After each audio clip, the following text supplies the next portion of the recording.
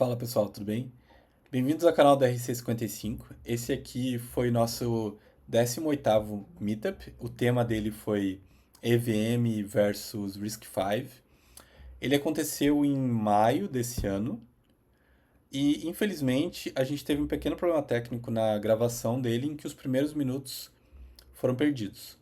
Então, eu tô aqui regravando esses primeiros minutos com o que eu lembro do que foi falado.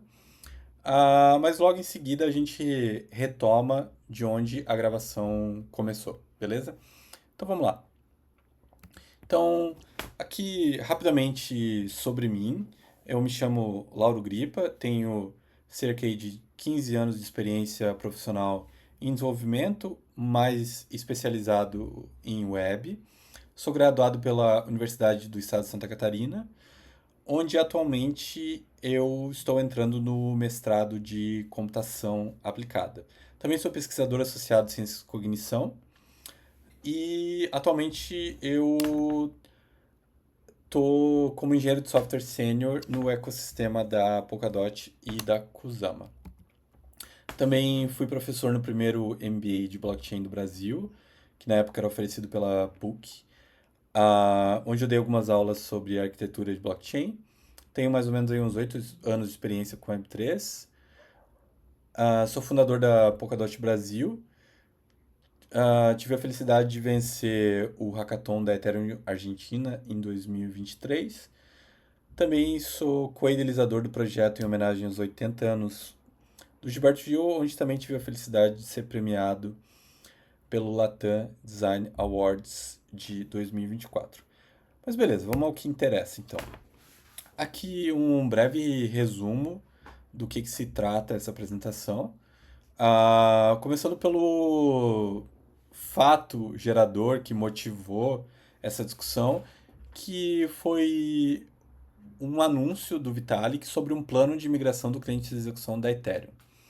Aí, antes da gente aprofundar nisso, eu vou trazer algumas discussões que acabaram rolando de que a Ethereum está supostamente se inspirando na Polkadot e para entender da onde que surge essa discussão, a gente também vai voltar um pouco no tempo para entender o papel do Vitalik, do Gavin Wood no início da Ethereum e como depois que o Gavin Wood saiu da Ethereum Foundation e fundou a Polkadot, como que ele supostamente pode ainda estar influenciando o desenvolvimento da Ethereum. Beleza, depois de passar por essa parte, a gente vai entrar numa parte um pouco mais técnica, com uma breve introdução à teoria da computação, para a gente entender aí um pouco de autômatos e máquinas virtuais, porque isso vai ser importante para a gente entender, afinal, o que acontece na máquina virtual da Ethereum e quais são as implicações de migrar da máquina virtual da Ethereum para a RISC-V. Vou trazer também algumas comparações de camadas de execução do Bitcoin, da Ethereum como ela é hoje, da Polkadot também como ela é hoje e o que ela pretende ser, o que a Ethereum pretende ser também. Aí eu vou também trazer uma contextualização do que é o RISC-V e de quais são as implicações dessa migração e quais são as semelhanças com o Polkadot Jam, que é um protocolo da Polkadot que está sendo desenvolvido e que foi proposto pelo Gavin Wood ano passado. Então, beleza. Vamos lá. Começando aqui pelo grande motivador dessa apresentação e que gerou bastante discussão e que deixou algumas pessoas até um pouco assustados, que foi uma certa bomba assim que o Vitalik jogou ali em abril, final de abril mais ou menos, começando por um post, um blog post, um post no fórum da Ethereum Magicians. E nesse post ele é bem taxativo, já bem categórico, já chega falando assim que ele tem uma proposta radical, uma ideia radical para o futuro da camada de execução da Ethereum, que é igualmente ambiciosa a migração que aconteceu na camada de consenso. Então, só recapitulando ali, lembrando, né, essa migração da camada de consenso foi algo que levou anos, que aconteceu em 2022, em que a Ethereum, através do The Merge, saiu de Proof of Work para Proof of Stake. Então, essa foi uma mudança na camada de consenso. Agora, ele está propondo uma mudança igualmente ambiciosa na camada de execução. E o grande objetivo é aumentar a eficiência da camada de execução, resolvendo o principal gargalo da Ethereum hoje, que é a EVM, a, ou talvez, como ele coloca ali, um dos principais gargalos da Ethereum, e também reduzindo drasticamente a complexidade, trazendo mais simplicidade para a camada de execução. E aí ele coloca, de forma bem resumida, que a ideia é substituir a máquina virtual do Ethereum por uma máquina virtual baseada em RISC-V. Depois, alguns dias depois desse post, ele fez um post no blog pessoal dele, onde ele aprofunda um pouco mais e ele traz esse título, né, de simplificar a L1 buscando escalabilidade e resiliência, e ele faz um comparativo com o quão bonita é a simplicidade do protocolo do Bitcoin e o quanto ele gostaria que a Ethereum tivesse uma simplicidade tão bonita quanto, né? E aí aqui ele destrincha mais esse plano e mais para frente, mais para o final da apresentação, depois de contextualizar e construir a base conceitual de como funcionam máquinas virtuais, de como funciona a RISC-V, a gente vai entender um pouco melhor esse plano de migração. Mas beleza, antes de entrar na parte mais técnica, eu vou abordar um pouquinho dessa controvérsia aí que, que vem sendo debatida de que supostamente o Vitalik continua se inspirando no Gavin Wood, que o Gavin Wood continua tendo bastante influência no desenvolvimento da Ethereum, mesmo que indiretamente. Então, um dos motivos desse boato ter surgido foi justamente porque ano passado, em Praga, num dos encontros da comunidade do Ethereum, a, o Gavin Wood foi convidado, os dois sentaram para conversar sobre esses 10 anos já que eles estão atuando em Web3 e onde eles compartilharam, foi uma conversa bem amigável, eles compartilharam algumas das lições que eles tiveram nesses 10 anos, tiveram alguns debates sobre governança e tudo mais, mas depois que terminou a conversa, ah, alguém fotografou o Gavin Wood entregando o Grey Paper da Polkadot para o Vitalik, que justamente é, introduz uma mudança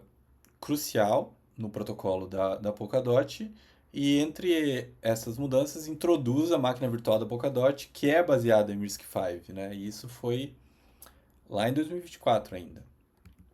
Mas não foi só isso, existem outras, digamos assim, coincidências que fazem com que as pessoas ponderem essa possibilidade. Então, uma delas é de que a Ethereum 2.0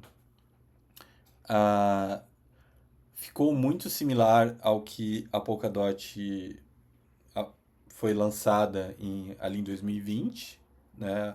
A Ethereum 2.0 aconteceu mais ou menos em 2022, Polkadot 2020. A proposta do Vitalik do Rollup Centric Model também ficou muito parecida com a proposta do Gavin Wood da execução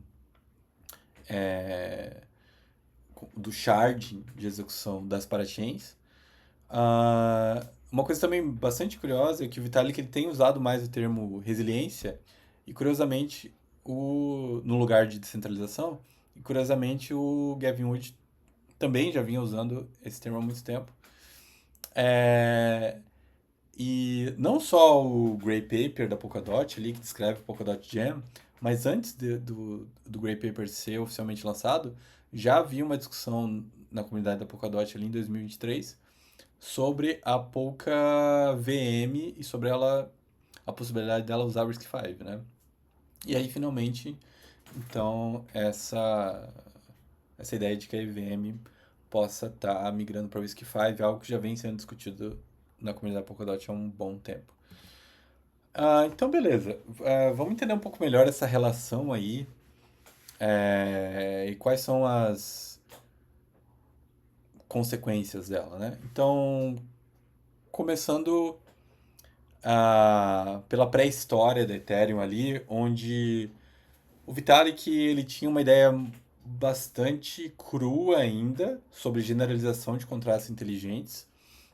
E ele começa a compartilhar algumas dessas ideias ali ainda em 2013. O Gavin Wood, no final de 2013, ele vê uma dessas ideias, não sei se foi no blog post do Vitalik ou se foi em outro lugar, não sei exatamente. Eu sei que o Gavin Wood ele entra em contato com o Vitalik e eles começam a parceria imediatamente. No, mais ou menos na mesma semana em que eles entram em contato, o Gavin Wood já começa a programar. O Vitalik, poucos meses depois, ele formaliza a ideia da Ethereum num white paper. Mais ou menos na mesma época, o Gavin Wood ele cunha o termo Web3 num blog post dele.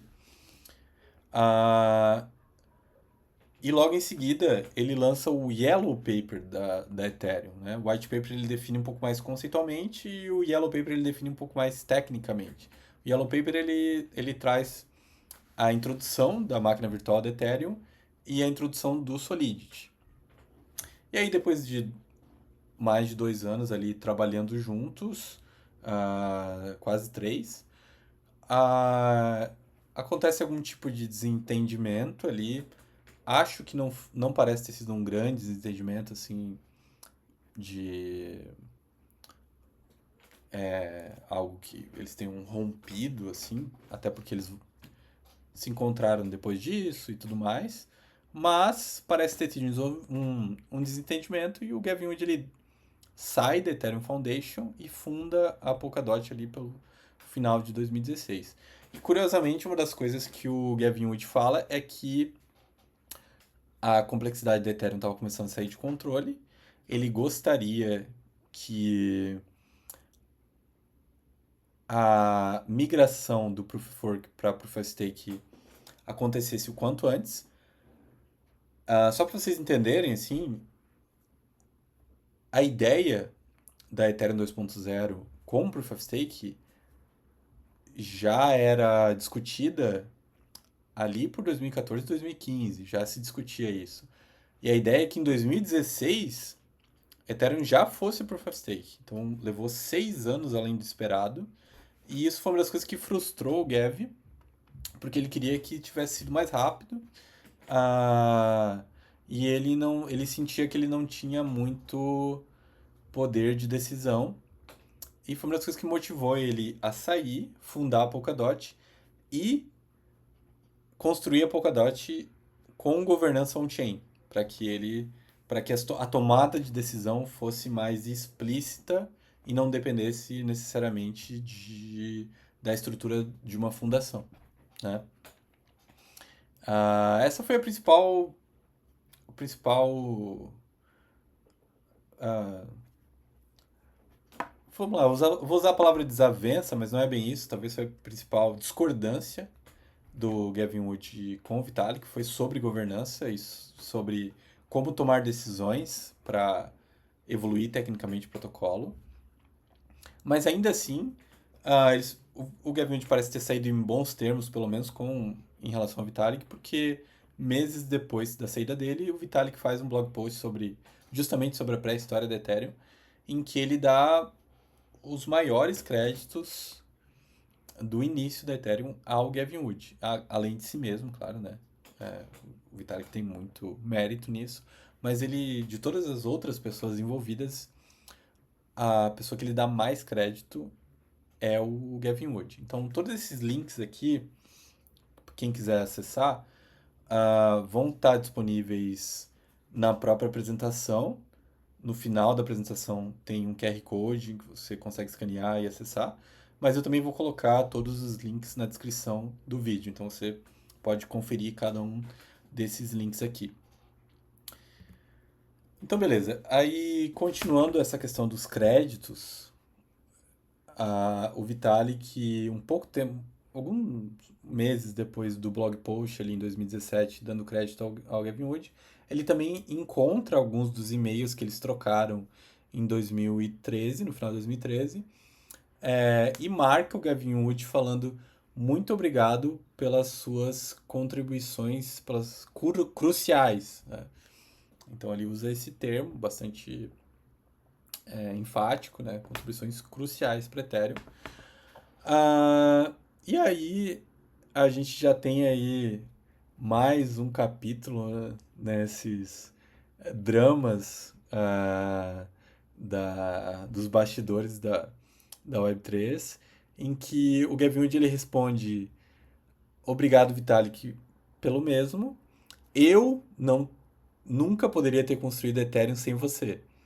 E aí o Peter, que é um dos líderes de desenvolvimento na Ethereum Foundation, ele deu uma alfinetada ali, né? Ele sentiu esse comentário e resolveu debochar ali e falar: ah, sim, muito obrigado, Gavin Wood, por construir a Ethereum sozinho. Nós, os outros 30 programadores, realmente gostamos de assistir você trabalhar. Então a gente percebe que já tem uma tensão ali. É, pode ser que houve algum, algum desentendimento do Gav com outros é, desenvolvedores, mas realmente não dá para saber o que realmente aconteceu. Mas aparentemente entre ele e o Vitalik não há grandes problemas assim, né? E aí, curiosamente, o Peter, ele de certa forma morde a língua, porque tudo que o Gavin Wood dizia acabou acontecendo de alguma forma ou de outra. E 5 anos depois, mais ou menos, daquele comentário ali, ele faz esse comentário a, de que ele estava muito frustrado, de que ele estava extremamente frustrado, porque na história da Ethereum a complexidade ela só aumentou. Cada uma das propostas de modificação acumularam, cada uma das grandes mudanças, como o merge e o burn, a introdução do burn, a, a introdução das L2, cada uma delas foi trazendo um custo maior de complexidade em que o negócio estava ficando completamente fora de controle. É, e em outras, não nesse print aqui, mas em outros debates, ele diz que ninguém mais tem noção do que realmente acontece na Ethereum, que a complexidade saiu totalmente de controle e que não dá mais para saber é, o todo, não dá mais para conhecer o todo de tão complexo que tá, só dá para conhecer algumas partes, né? Então, é justamente por isso que, ou pelo menos esse é um dos motivos, uma das motivações do Vitalik para simplificar a camada de execução e os esforços, então, estão sendo nesse sentido. Beleza? Então, essa foi a parte que infelizmente foi perdida no início e agora fiquem com a gravação do ao vivo. Bom, antes de entrar aqui na introdução à teoria da computação, eu vou dar uma olhadinha aqui no chat, né? Ver o que o pessoal falou. Ethereum Praga, sim, foi no Ethereum. Ethereum Praga, eles se reencontraram, né, depois de vários anos. Tiveram uma conversa bem legal, assim, sobre lições que eles tiveram. O Vitalik admitiu, inclusive, que a grande diferença que eles tinham lá naquele momento era sobre governança ser on-chain ou off-chain. O Gav defendia que deveria ser on-chain, Vitalik defendia que deveria ser off-chain. E os dois deram uma flexibilizada nisso. Com o tempo, os dois convergiram um pouco mais, né? Então, esse reencontro dele de 2024 ele foi bem interessante e foi bem mais amigável. Foi onde ele, né, o Gavin entregou o Grey Paper pro Vitalik, né? O Lohan falou aqui, são bem diferentes. Sim, exatamente. O shard da Ethereum é homogêneo, Polkadot é heterogêneo, exatamente. Uhum. É isso aí. Então, beleza. Aqui uma breve introdução à teoria da computação, né? O que é a teoria da computação? Assim, de forma bem resumida, assim, de forma talvez até um pouco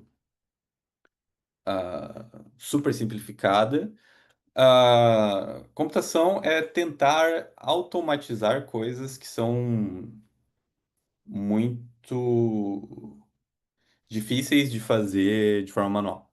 Então, um grande exemplo que a gente tem é o Abaco. Para a gente não ficar fazendo conta nos dedos ou só com a cabeça, a gente inventou esse proto-computador aí, essa proto-calculadora, que ajudava a gente a fazer cálculos, né? Outra coisa é a máquina de tear, que para a gente simplificar o processo de manufatura de tecidos complexos, a gente criou uma máquina que fazia isso pela gente. Ah, então, computadores não são muito diferentes disso, né? Eles, de forma muito resumida, novamente, né? Isso aqui dá para ficar horas discutindo isso aqui, mas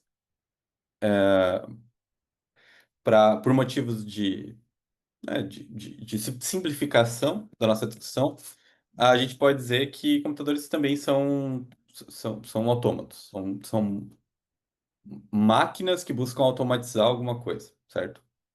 Então aqui a gente tem um símbolo disso, né, que é o pato mecânico aqui. Dentro da teoria dos autômatos, né, a gente tem camadas de complexidade dessas máquinas, né?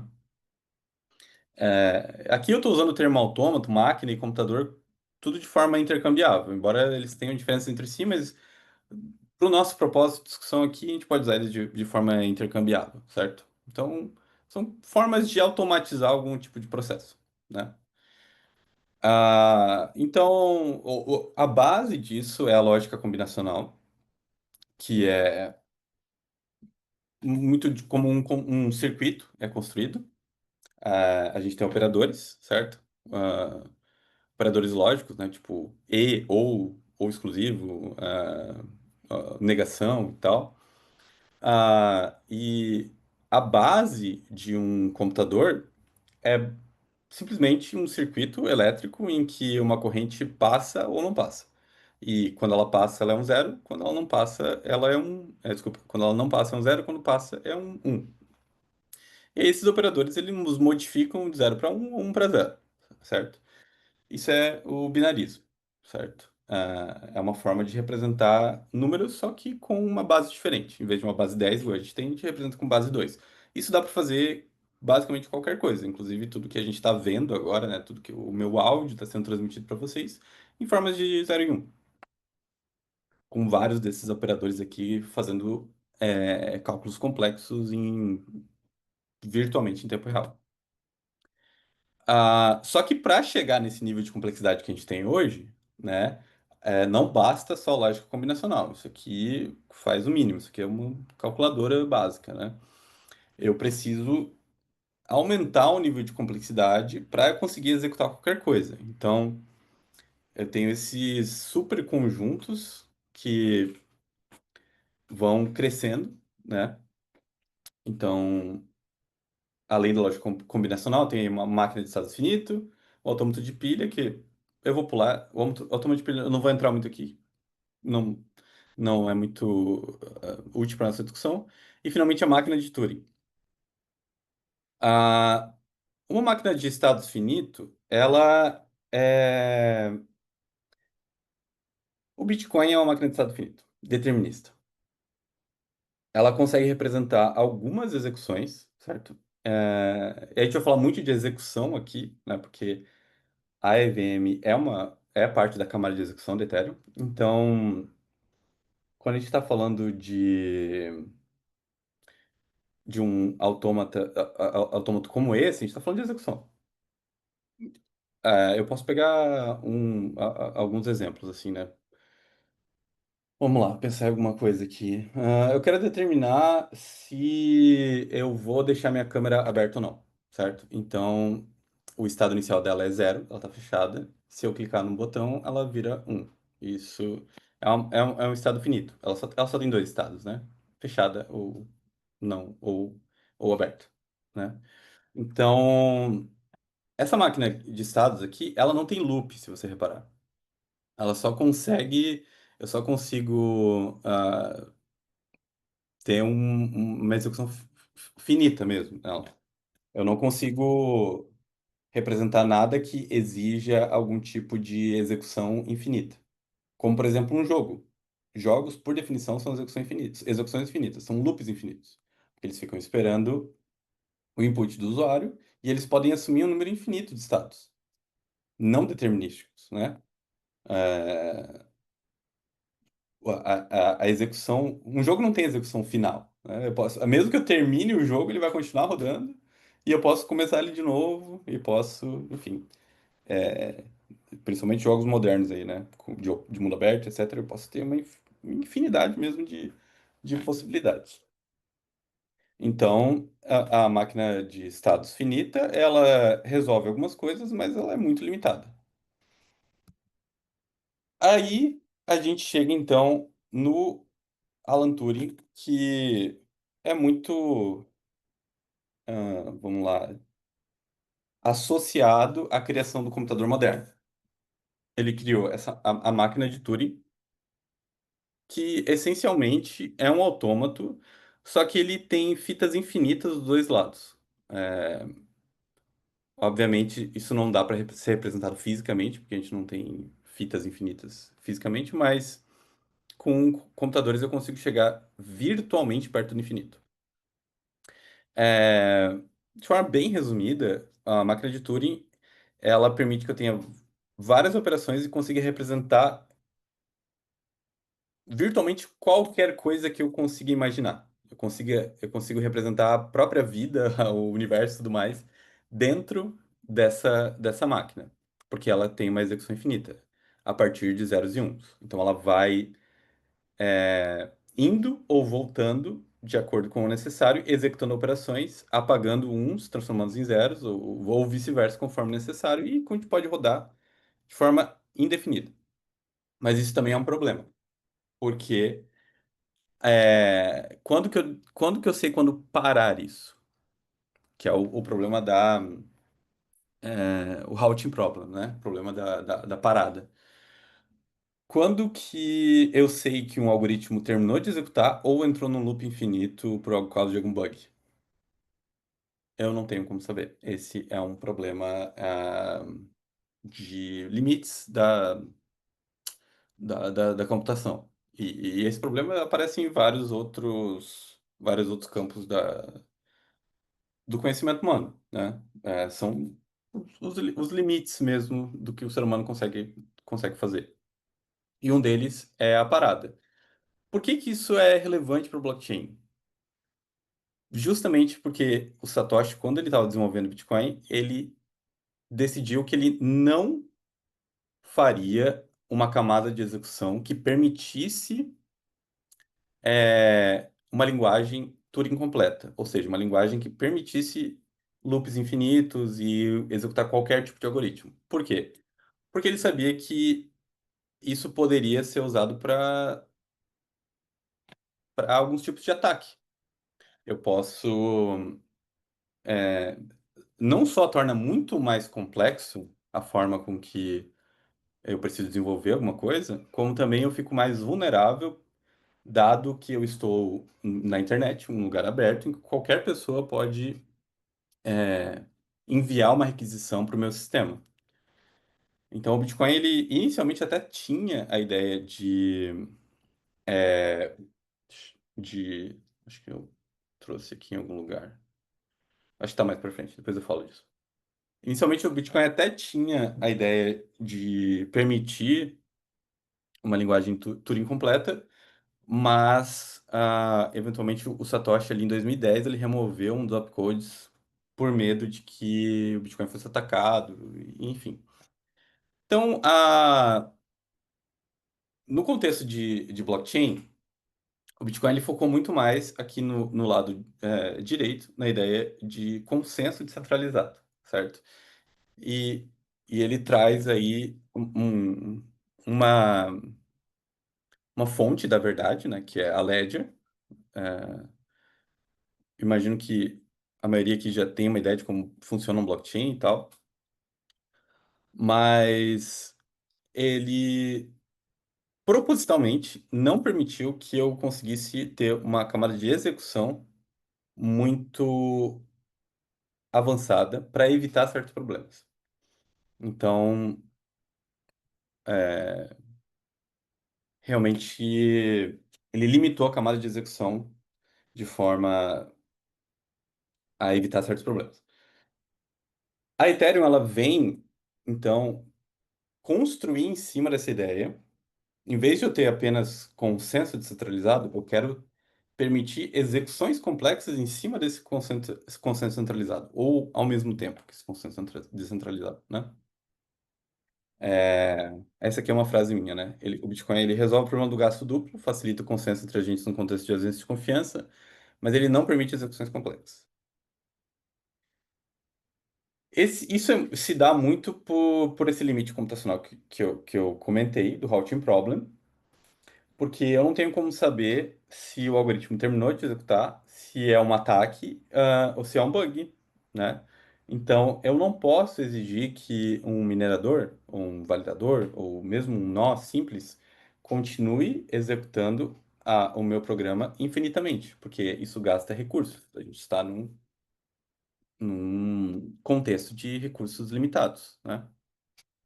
Então, o minerador ele só consegue incluir transações que sejam menores ou iguais ao limite de gás daquele bloco.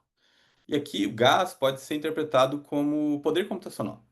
Pode ser trocado por poder computacional para entender a ideia, né? É quanto que eu deixo o meu computador executar até decidir fazer o routing dele, certo? Então, se eu quiser rodar um jogo, por exemplo, dentro do Bitcoin, eu não vou conseguir porque ele vai parar de executar é, e ele só vai executar dentro daquele bloco. Mesma coisa para Ethereum. Aí, ali em 1994, o Nick Szabo, ele cunha essa ideia de contratos inteligentes, né? Que seriam aplicações mais complexas, permitindo resolução de conflitos e resolução de pagamentos e outras coisas entre dois agentes sem a necessidade de confiança. Então, um exemplo é um pouco mais simples aqui nesse caso, né? Mas ainda assim interessante, até é um exemplo anterior à própria ideia de contrato inteligente, são as vending machines, aquelas que a gente tem em, em shoppings ou hotéis, enfim, onde você coloca uma moeda e coloca o valor correspondente ao que você quer e ela executa a ação que você ah, solicitou para ela e te dá um troco ali. Então ela faz transições de estado. Ela tem ali um estoque, certo? Ela tem uma Coca-Cola, um chip, um salgadinho, um sanduíche natural, sei lá. E ela tem valores. Então você coloca o valor equivalente e executa uma ação e ela cria uma mudança de estado em que ela remove aquele objeto e te entrega ele. Isso é uma forma de automação. É um autômato também, uma máquina, um computador, né? Está dentro daquele conceito ali que a gente estava explicando, mas ele é um pouco mais complexo no sentido de que ele tem uma espécie de contrato social estabelecido, em que eu preciso honrar a, o contrato social de que para você ter acesso ao produto que eu estou oferecendo, você precisa pagar a quantia necessária. Óbvio que eu também posso quebrar o vidro e tirar os alimentos ali de dentro e roubar, né? Mas isso quebra o contrato social. A ideia de um contrato inteligente é que, inclusive, seja impossível quebrar o vidro, né? Que eu não tenha como quebrar o vidro e seja inviolável, certo? Então, muito disso foi o que inspirou aí a criação dos princípios, dos valores da Web3. Ok, certo. Então, a gente sabe que um computador, essencialmente, é um circuito elétrico que só tem zeros e uns. Mas como eu, um desenvolvedor que não fala uma linguagem de máquina, de zeros e uns, consigo explicar para um computador o que que eu quero executar? E aí começam as camadas de abstração, que são formas de traduzir a linguagem de máquina, os zeros e uns, ou as instruções de operadores lógicos e outros tipos de operadores que são executados na CPU, na circuitaria do computador, em linguagem humana, né? Então, são várias camadas de abstração até chegar numa linguagem de programação que a gente entende, certo? As linguagens de Turing completas que a gente tem hoje, tipo Python, JavaScript, C, C++, tudo isso é construído em uma série de abstrações, né?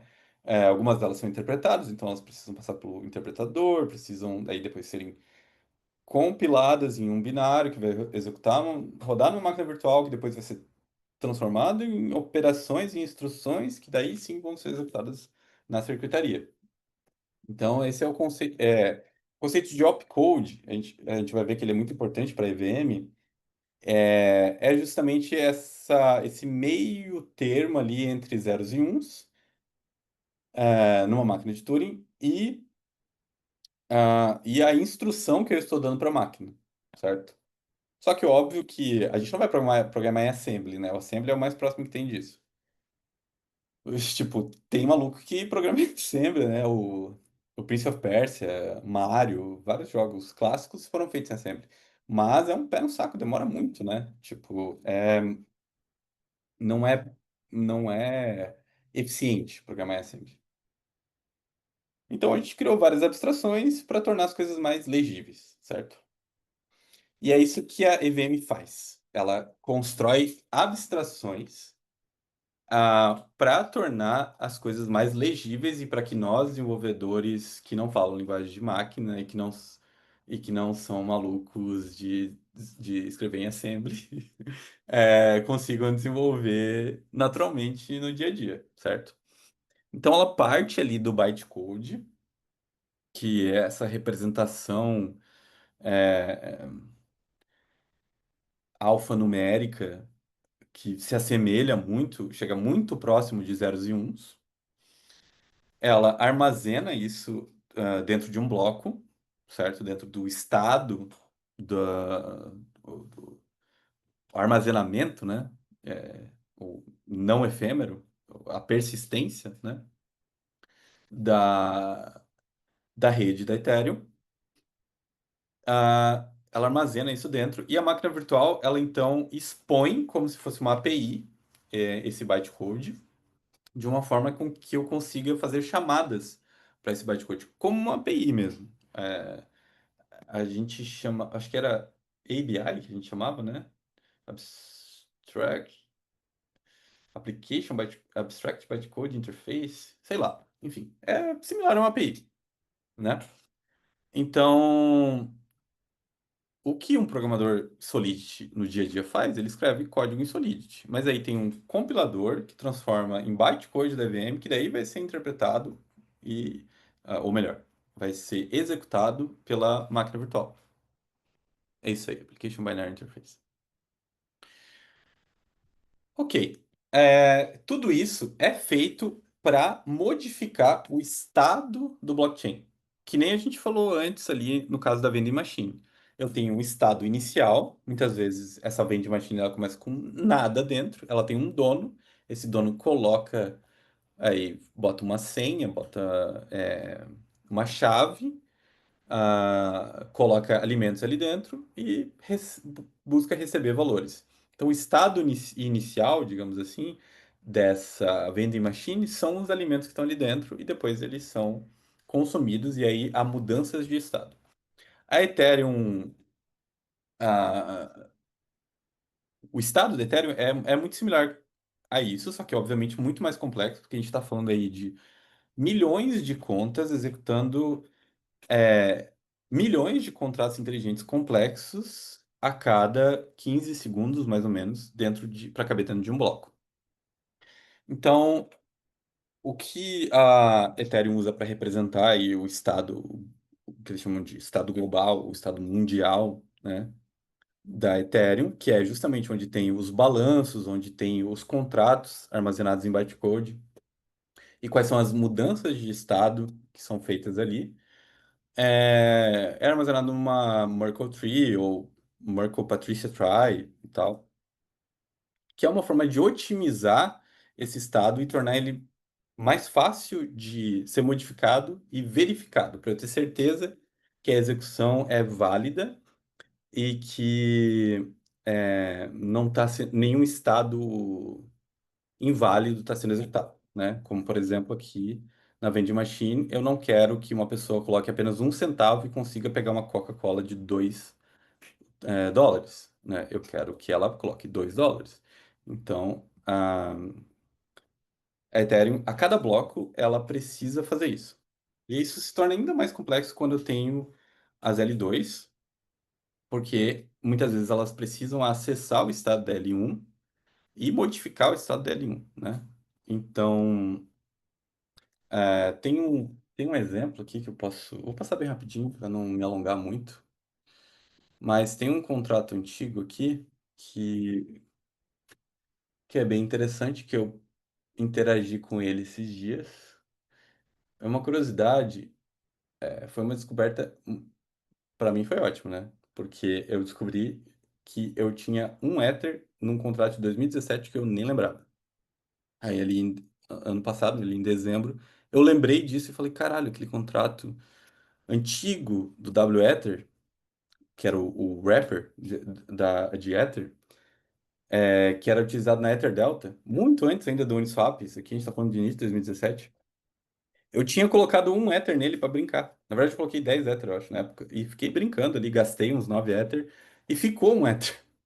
E o contrato era tão rudimentar que não tinha o.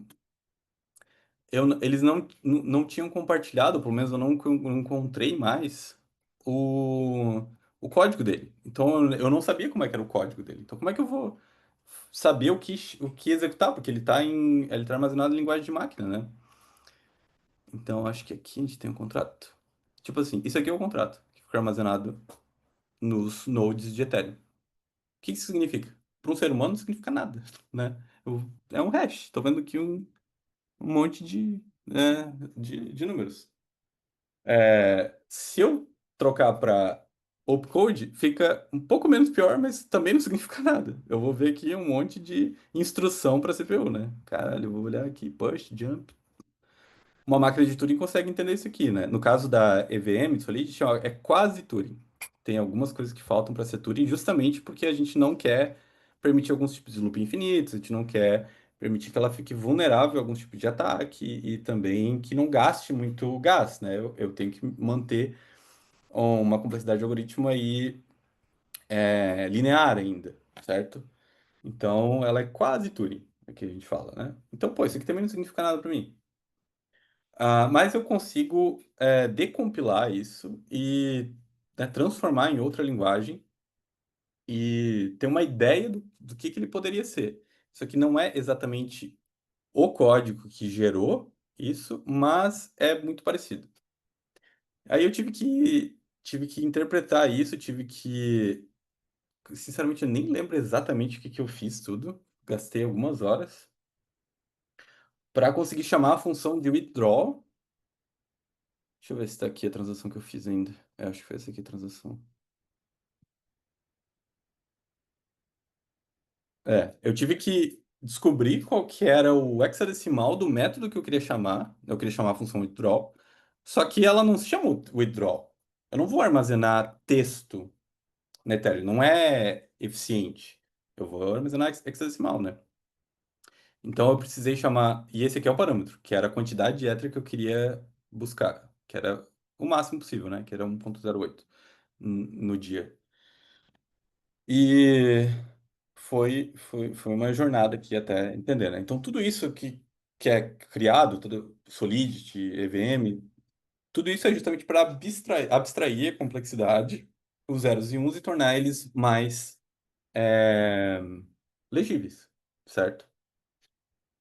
Ah, o contrato, o contrato em si não era meu, né? O contrato era o contrato antigo do WEther, só que eu tinha enviado 10 Ethers para ele, gastei 9, ficou um Ether e eu não lembrava. E eu não sabia nem como chamar o withdrawal, porque não existia mais interface, não existia o contrato, o código do contrato não existia mais. Então eu precisei interpretar o bytecode para descobrir qual que era o método de withdrawal e também transformar o parâmetro em hexadecimal para informar a EVM que eu queria subtrair 1,08 Ether, né? Então, foi um exercício bem interessante, mas não é uma coisa legal de fazer no dia a dia, né? Só maluco gosta de fazer isso, né? Não é eficiente, não é produtivo também. Então, é por isso que a gente cria tantas abstrações, certo? Beleza. Aí, Gui, quais são os problemas atuais que a execução tem hoje em dia, né? Um deles é o state bloat, que é o crescimento descontrolado do Estado. Por quê? Porque a Ethereum é não permissionada, certo? Qualquer pessoa pode rodar um nó e enviar um contrato, armazenar.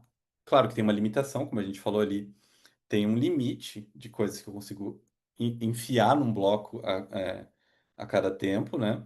Se não houvesse esse limite, a Ethereum já pesaria alguns petabytes, né? Se eu quisesse rodar Doom em cima dela, né? A gente vai falar ali para frente. Ela já teria alguns petabytes, o que faria com que ela fosse inviável de rodar numa máquina normal. E o grande objetivo nosso aqui é reduzir a necessidade de confiança. Eu não quero ter que confiar na AWS para rodar o meu node de Ethereum. Essa não é a ideia, né?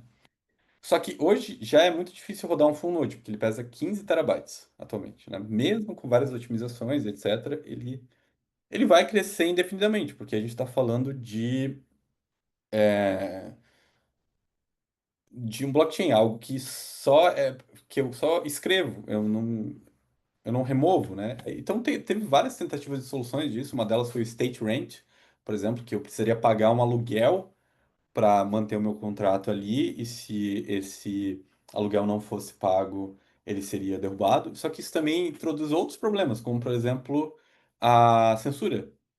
Se por algum motivo a pessoa que fez o deploy daquele contrato é assassinada e não consegue mais colocar Ether para pagar o aluguel, o contrato deixa de existir, entende? Então, não existe uma solução simples para o state bloat, né?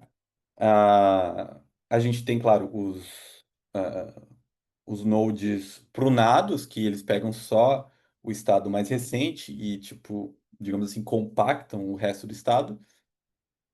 E os light clients, que eles pegam só a pontinha ali, né? E eu consigo rodar em dispositivos como smartphones e tal. Só que eu acabo sempre precisando confiar num full node, né? Então isso é um problema. O próprio Solidity, assim, justamente por permitir uma série de opcodes, ele permite que o dev faça merda. A gente sabe que a gente faz merda de vez em quando, né? Então, até devs renomados ali, como o próprio Gavin Wood, a empresa dele, a Parity, já cometeu alguns erros né? A própria Ethereum, né? O hack da DAO. O hack da DAO, se eu não me engano, foi um ataque de reentrância, né? Eu não lembro agora exatamente, mas se eu não me engano foi. O da Parity Multisig, eu acho que foi um self-destruct.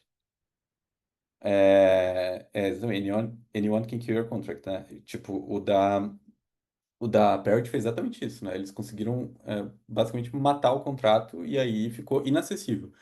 Existe o quê? Uns 300 mil Ethers, eu acho, ainda, da, que foi do ICO da Polkadot, que ficaram perdidos lá, congelados. Acho que hoje isso daria, sei lá, eu não lembro quantos Ethers eram exatamente, mas eu sei que é um valor obsceno, assim, coisa de 300 milhões de dólares, não sei, que está congelado para sempre, né, por causa de um bug e de um exploit ali. E claro, tem o limite de TPS, né, porque eu não consigo rodar um jogo, né, que eu não consigo fazer um loop infinito. Ah, e também a EVM ela não é otimizada para ZK. A ideia de ZK surgiu depois e, enfim, não foi pensado para isso, né? E, inclusive por essas e outras que o Satoshi removeu o opcode opcat, que é a concatenação do Bitcoin em 2010, que é algo que permitiria algo parecido com o ZK em Bitcoin. Tem muita gente discutindo isso, né? Levar o ZK para Bitcoin e tal, para fazer segundas camadas mais interessantes, digamos assim.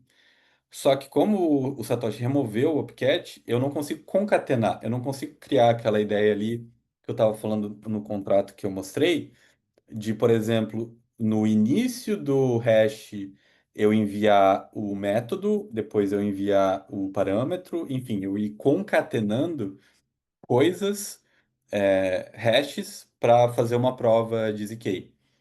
Não dá para fazer isso no Bitcoin. Justamente por quê? Porque a concatenação permite que eu crie multiplicações. Então, teoricamente, uma pessoa ela poderia simplesmente enviar opcats para um node de Bitcoin. E isso faria com que eu estivesse sempre multiplicando, multiplicando, multiplicando, multiplicando, e depois, eventualmente, eu teria um, 1 megabyte, 2 megabytes ou mais em uma única transação, né? Fazendo com que eu poderia estar vulnerável ao DDoS.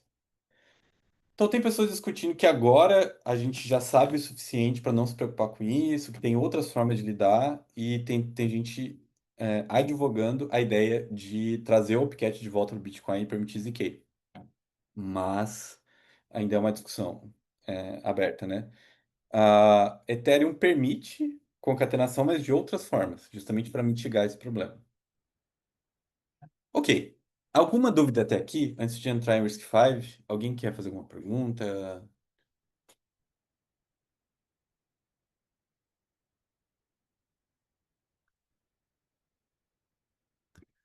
Alguma dúvida? Não precisa ter vergonha, não. O Lohan comentou que é possível usar o Opcat para condicionar a assinatura, condicionar como gastar os bitcoins. Legal. Não, nunca, essa parte eu nunca estudei, para ser sincero. É, mas é uma discussão em aberto, né? Tem gente defendendo a ideia do Opcat. Dá para fazer uma série de coisas, não só ZK, né? Daria para, enfim, concatenar hashes e fazer coisas mais complexas. Posso continuar, então? Nenhuma dúvida?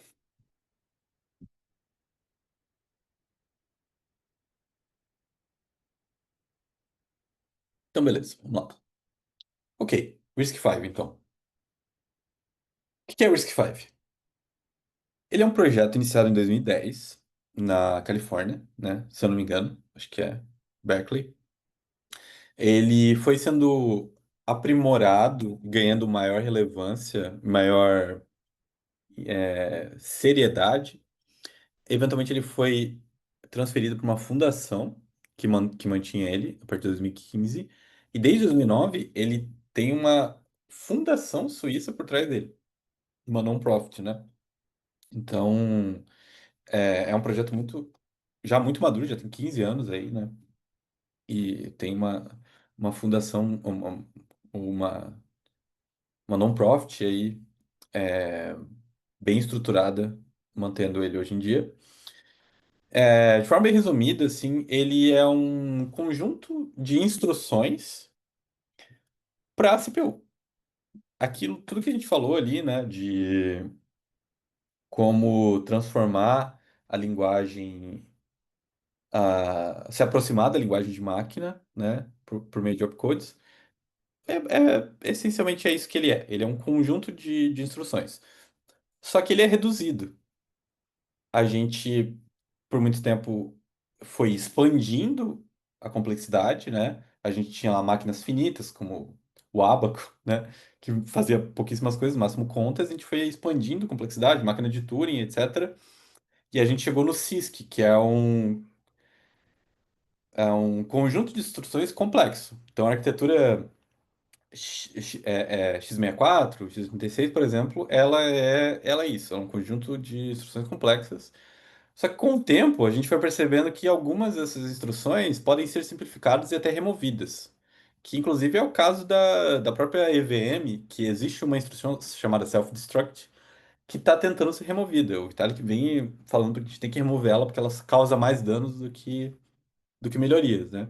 Então, o RISC é isso. Ele é uma redução do conjunto de instruções, muito parecido com o ARM, que também é um, um RISC, né? É um conjunto reduzido de instruções. A grande diferença entre RISC e ARM é que ARM é proprietário, é fechado. E eu preciso pagar royalties para quem inventou eles, né? Então, por exemplo, eu tenho um MacBook M2 aqui. Ele é ARM, certo? O Apple Silicon, né? Justamente se aproveitou dessa arquitetura RISC reduzida e teve um ganho aí de eficiência migrando para essa arquitetura. Só que eles precisam pagar royalties para ARM, né? Eu não sei se a Apple tem alguma relação direta com a ARM ou se eles precisam pagar mesmo, mas eu imagino que sim. Essa é umas grandes motivações do RISC-V é ser algo totalmente livre, muito no espírito de open source, sem que eu precise pagar taxas para fabricação desses chips, né? Eu posso construir. E aí é que tá, né? Diferente da EVM, que é uma abstração de só uma máquina virtual, ela é virtual, o RISC-V ele pode ser transformado em hardware. Ele pode é, ser usado para confeccionar chips, certo? E ele tem essa ideia de ser modular também. Eu posso escolher quais opcodes eu vou usar dentro do conjunto de instruções. E ele é pensado em termos de eficiência, né? Para ter alto desempenho e baixo consumo. Aí aqui uma comparação entre outras arquiteturas, né? Aí o Ian perguntou do Gen Toaster, né? O Gen Toaster, eu vou explicar um pouco mais para frente o que que é, mas eu tenho quase certeza que sim, que todas as máquinas que tem nele são RISC-V, mas eu não tenho certeza. Quem sabe responder essa pergunta, acho que é o Dani. Mas vamos lá, assim, um comparativo rápido, então, né? Outros instruction sets architectures, né, ou conjuntos de instruções, são o x86, que a gente conhece há muito tempo, usando no Intel e tal, é, Windows, etc. E o ARM, que é um pouco mais recente, que ele é reduzido e tem o Apple Silicon, por exemplo, alguns aplicativos móveis e tal. E o ARM já é um RISC, né? Ele é reduzido. Já o x86 é um CISC, ele é complexo. E por fim o RISC-V, que ele é aberto. Ele não é proprietário, ele é, digamos, open source, né? É um software livre que permite hardware livre também, né? Então, qualquer pessoa pode desenhar e vender processadores sem nenhum tipo de risco jurídico ou de taxação. Ok, beleza. A gente já entendeu o que que é EVM, o que que é o RISC-V, e agora qual que é o plano? O que que o Vitalik está aprontando, né? O que que ele está sugerindo? Então, são duas fontes que a gente tem. Uma é do post que ele fez no fórum e outra é do blog post que ele fez mais recentemente. Resumindo, de forma super resumida, o plano é simplificar o cliente de execução, assim como foi simplificado o cliente de consenso. Então, Ethereum a gente pode. Ethereum é uma coisa só, mas em termos de abstração, assim, para simplificar, a gente consegue dividir ele em partes, né, em módulos, enfim. Uma delas é o cliente de consenso, que é o responsável por finalizar os blocos, certo? E decidir como esses blocos vão ser construídos. E aí a gente tem a ideia de Proof of Stake, foi essa migração que teve aí, uma migração bem ambiciosa, bem complexa, que levou 6 anos, né? Do Proof of Work para Proof of Stake, que foi o merge, que culminou no merge, né? E deu origem à Beacon Chain. E agora a ideia é fazer a mesma coisa com o cliente de execução. Sair da EVM e migrar para a RISC-V, para uma VM baseada em RISC-V. Muito mais próxima da CPU, né? Então a gente vai estar diminuindo camadas de abstração, né? Uma ideia de aí é, de otimizar, certo? O Lohan comentou aí que o Raspberry Pi Pico 2 ele roda RISC-V, bem legal, bem interessante. Então, a gente está vendo uma tendência muito grande. Do ponto de vista filosófico, faz muito sentido, porque o RISC-V é uma arquitetura aberta, né? É uma arquitetura que tem mais a ver com os valores da Web3, né? Essa coisa de construir de forma aberta, de compartilhar e etc. né? Faz sentido. Então, a gente está vendo uma tendência, exatamente, o ethos, né? A gente está vendo uma tendência a cada vez mais pessoas construírem o RISC-V, experimentarem com RISC-V, e, só que ele ainda é uma aposta de que a gente vai ver arquiteturas em RISC-V também, ou melhor, chips em RISC-V, né? A gente tem pouco ainda, né? O Lohan trouxe aí o Raspberry Pi, por exemplo, mas são poucas coisas ainda que existe em RISC-V. Então, de certa forma, é uma aposta baseada numa tendência. E o plano, então, como eu falei, é simplificar o cliente de execução, porque ele é muito complexo, e como a gente viu lá no começo, alguns devs, o próprio Peter, que é líder de desenvolvimento, reclamaram já de como a Ethereum está fora de controle, né? A complexidade, os devs técnicos estão fora de controle, e há uma necessidade de simplificação, realmente. Então, essa é uma resposta a isso, né? Só que é uma resposta radical, só que ao mesmo tempo muito na veia de algumas tradições da computação também, o Vitalik quer manter retrocompatível. Isso significa que todos os contratos em Solidity vão continuar funcionando. Tem muita gente preocupada com isso também, né? Pô, estou desenvolvendo aqui, tenho um projeto há anos em Solidity, de repente vai parar de funcionar, vou ter que migrar. Não, isso tá tudo bem, assim, a ideia é ser retrocompatível, mas isso introduz outras complexidades também, né? Ah, mas a ideia é essa, de que a DevEx, né, a experiência de desenvolvedor, continue a mesma. Eu vou continuar usando Solidity, Viper e tal. E aí uma coisa curiosa, né, que no post o Vitalik até deu uma cutucada no Rust, falando que Rust é muito feio, e que não é legível. O que eu até concordo, assim, não é uma linguagem fácil, não é uma linguagem legível, não é simples.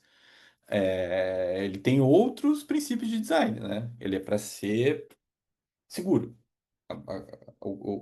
A grande,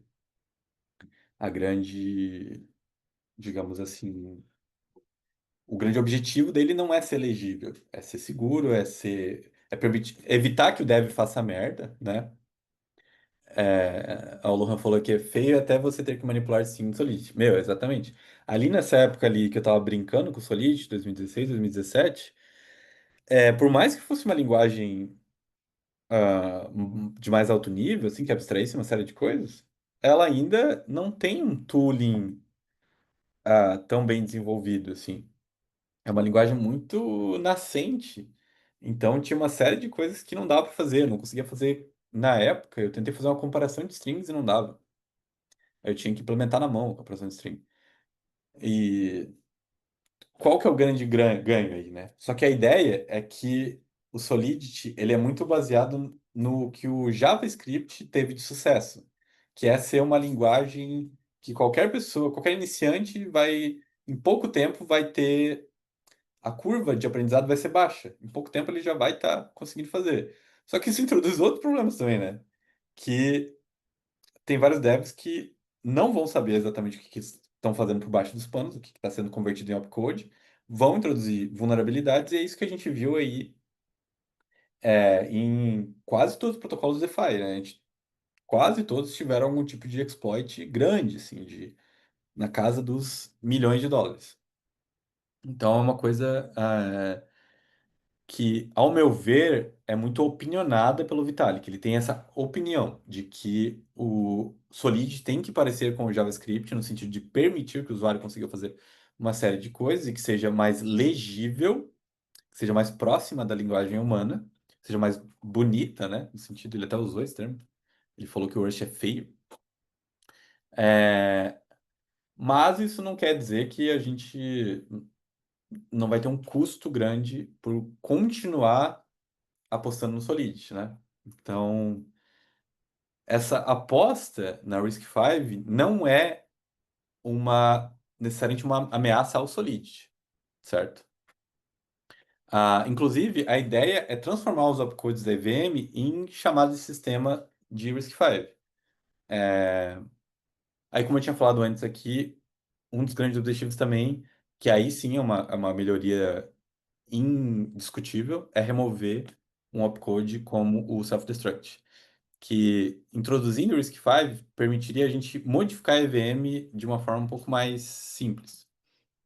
E aqui ele trouxe um diagrama de como ele imagina as fases de transformação. E até para os devs irem se acostumando com o tempo, assim. Isso é um plano aí de... Acho que ele chegou a mencionar 5 anos. Então não vai ser uma coisa que vai virar uma chave e Solid não funciona mais. Não é isso. Definitivamente não é isso. A grande maioria vai ser retrocompatível, vai continuar funcionando.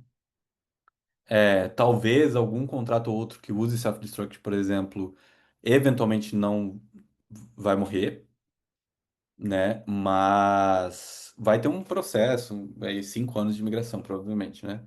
Então ele separou em fases aqui, né? Tem alguns pré-compiles. No final ele imagina ainda uma implementação da EVM em cima de RISC-V, permitindo que seja retrocompatível. Então eu posso ainda continuar desenvolvendo em Solid e vai funcionar, mas eu também vou poder desenvolver em outras linguagens que compilam para RISC-V, que consigam executar em RISC-V, né? Como o próprio Rust. Então eu até posso programar em Rust, só que o carro-chefe vai continuar sendo Solidity e Viper, certo? Beleza, então essa é a fase, as fases. E aí, alguns problemas que eu falei, né? Já falei desses problemas. Um deles é a ausência de hardware especializado para o RISC-V. Então, essa é uma das preocupações que algumas pessoas levantaram no post. Algumas pessoas foram muito contrárias a essa ideia. Falaram, não, a gente não deve fazer isso, definitivamente não deve fazer isso, que é muito complexo. A gente vai ter que fazer transformações que vão ter perda de desempenho, porque a maioria das arquiteturas são x86 ou são ARM. Então, a gente está apostando que vai surgir mais arquitetura em RISC-V, isso pode ser perigoso. Aí tinha outras pessoas falando, não, não é tão complexo assim, é um conjunto bem reduzido, por definição, eu consigo fazer transformações de forma simples, tem vários testes sendo executados, né, nesse sentido. Mas essa é uma das grandes preocupações, né? O desempenho dos pré-compiles e a compatibilidade com outras arquiteturas. Aí, por fim, entrando na reta final aqui, qual que é a semelhança do Polkadot? Então, eu já falei de algumas coincidências ali que aconteceram entre Ethereum e Polkadot, né? Ah, um deles foi, primeiro, o Proof of Stake é muito claro que era uma influência do Gavin, né? Tipo, a EVM Solidity, definitivamente, assim, foi ele que escreveu o Yellow Paper, então é óbvio, né? O próprio Vitalik já reconheceu e deu muito crédito para o Gavin, não só do ponto de vista técnico, mas até conceitual do que é uma plataforma de contratos inteligentes, o que é uma plataforma Web3, um supercomputador que permite aplicações resilientes, etc. Esse, digamos, essa visão é compartilhada, porque foi o Gav que trouxe. Polkadot e Ethereum compartilham essa visão. Outra coisa similar aí também foi que a Polkadot migrou para esse sharding heterogêneo e, de certa forma, o sharding inicial da Ethereum era para ser homogêneo, né? Era para ser, acho que eram 64 shards, né? Na L1, e essa ideia foi substituída pelos rollups, que são um pouco mais heterogêneos. Eles ainda são homogêneos, porque todos eles, a maioria deles roda EVM, mas você ainda tem uma liberdade de modificar algumas coisas. É, e tem vários experimentos nesse sentido, né? Então, até nisso é parecido. Ah,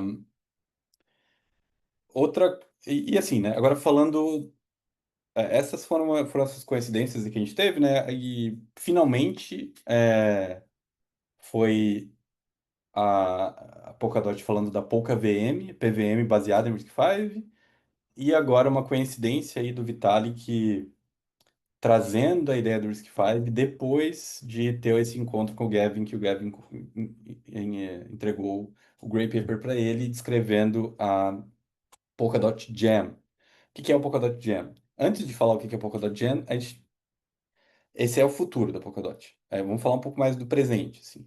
Polkadot 1.0 foi entregue, então, que ela é muito parecida com o que a Ethereum 2.0 pretendia ser, uma certa mistura ali de Ethereum 2.0 com o Rollup Century Model, com a camada de execução sendo delegada para sidechains, ou parachains, no caso da Polkadot, que essencialmente é a mesma coisa que um rollup, né? A gente chama eles de. A gente tinha dado um termo bem legal para eles, eu esqueci o nome agora. Que a gente tinha na Ethereum, né, o Optimistic Rollups, o. Qual que era o outro termo mesmo? Pô, me fugiu agora. O ZK, né? ZK Rollups? Era o Alguém lembra? Optimistic Rollup e o outro era só Rollup. É. A Só que gente. esse aí só permitia transferir Ethereum, não permitia contratos. O que não era Optimistic.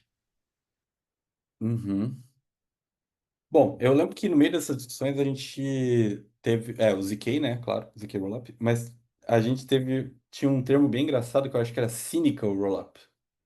Tipo, diferente de otimista, o da Polkadot seria um cínico, assim, ele, né, precisa ser validado pela Relay Chain.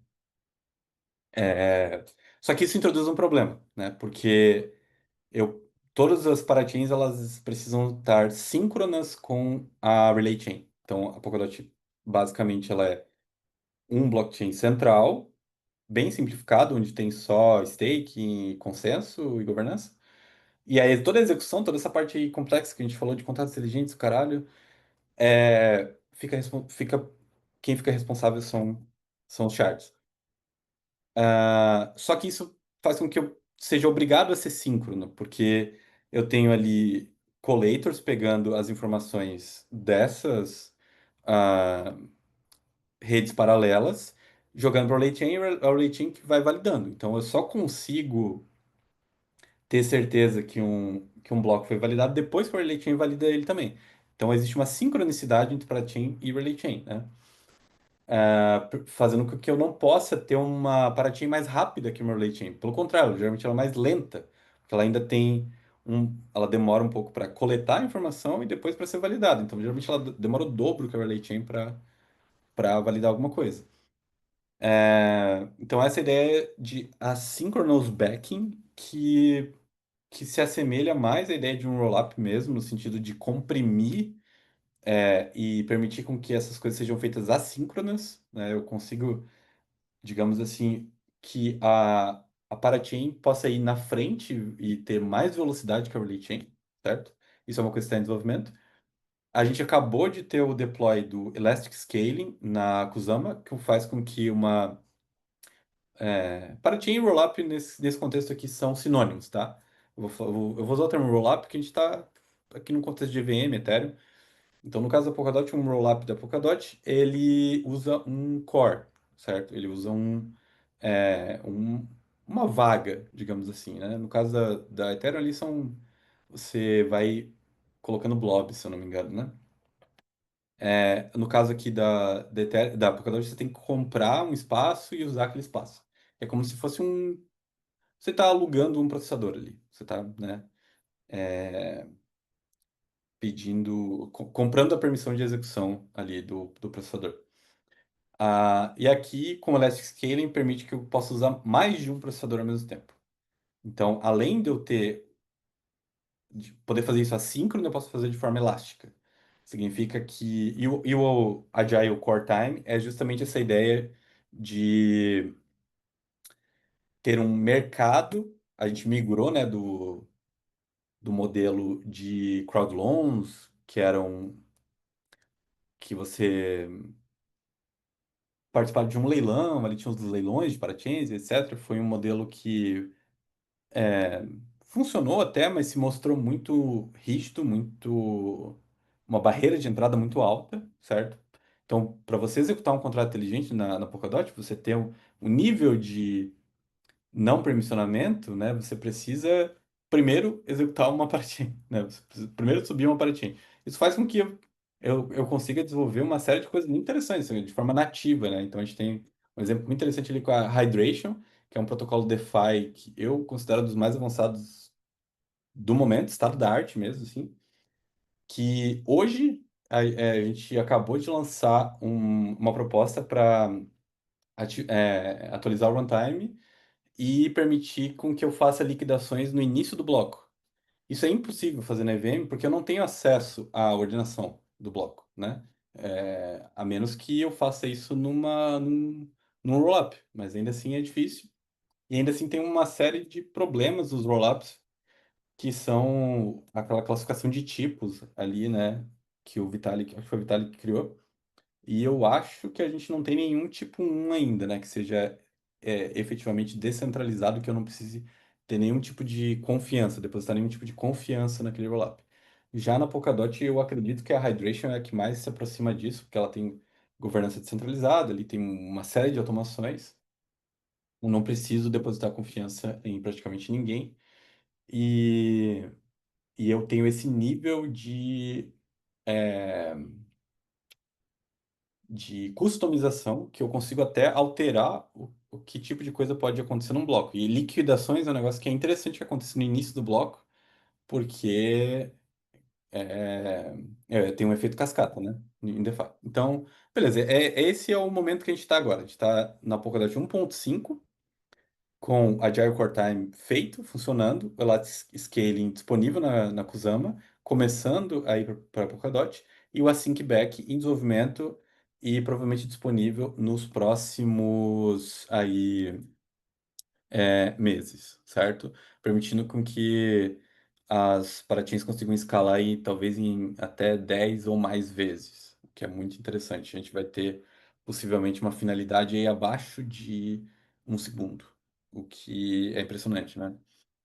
E na Kusama a gente já conseguiu provar, foi o único blockchain, primeiro e único blockchain a provar num ambiente de produção mais de 100 mil TPS, coisa que nenhum blockchain conseguiu fazer em produção ainda. Obviamente, mesmo os blockchains que sacrificam descentralização, com Solana e etc., não conseguiram passar de 10 mil ainda. Eu acho que o único que conseguiu foi ICP, não lembro agora. Conseguiu chegar nos 20 mil, mais ou menos. A Kusama explodiu a boca do balão ali e chegou a 143 mil TPS. Então, isso é sem Elastic Scaling, só com uma versão inicial do Elastic Scaling e de Async Back. Então, com isso, nos próximos aí, 6 meses ou um ano, a gente imagina que consiga passar de 1 milhão de TPS. Só que isso é só o início. Essa é a Polkadot 2.0, que ela é muito baseada ainda em WebAssembly, que também é uma máquina virtual, né? Que ela, enfim, foi pensada mais para o browser. Um dos motivos da gente ter usado WebAssembly também é porque o Rust, eu podia compilar Rust para WebAssembly e tal. E era uma convenção sendo adotada por vários browsers e tal, e vários browsers, vários navegadores, mas também se mostrou muito complexo, com várias limitações. E agora, isso aqui também é um diagrama de como ele funciona hoje, mais ou menos, assim, de como é a arquitetura, né? A gente tem a rede PSP, o consenso, Aí uma máquina virtual WebAssembly, tudo que a gente entende aí de execução roda dentro disso. São blobs de WebAssembly. Aí o Polkadot Jam, para finalizar, a gente está chegando aqui na reta final já, é, seria, digamos assim, Polkadot 3.0. Seria a próxima iteração da Polkadot. Isso aí deve levar ainda aí pelo menos uns 2 anos ou mais. É, que Gen significa Join Accumulate Machine. A proposta é que seja um supercomputador sem necessidade de confiança. Ele introduz a ideia da pouca VM, que ela é baseada em RISC-V, e ele prioriza a coerência, não só a resiliência, né? Assim, dos principais blockchains, eu diria que Bitcoin, Ethereum e Polkadot são os que priorizam descentralização ou, ou resiliência, que a gente pode entender como sinônimo aqui, nesse contexto. Só que Ethereum e Polkadot sofrem muito com coerência por causa da execução heterogênea, porque a execução fragmentada. Eu tenho, por exemplo, vários rollups, cada rollup tem uma forma de executar e tem um estado próprio. Isso faz com que para eu atingir coerência, para eu entender que o estado é coerente, demora muito, certo? Eu preciso utilizar pontes e outras coisas. A ideia do Jam, então, é priorizar a coerência. Então, Join Accumulate Machine, a mostly coherent, é o máximo que a gente pode chegar de coerência, a trustless supercomputer, né? E aí aqui ele está na versão 0.6 ainda, né? Uma coisa muito inicial, ainda está muito no início. Deixa eu ver se eu consigo compartilhar o PDF. Ah, não, tem que trocar de tela, não vale a pena. É, deixa eu voltar aqui.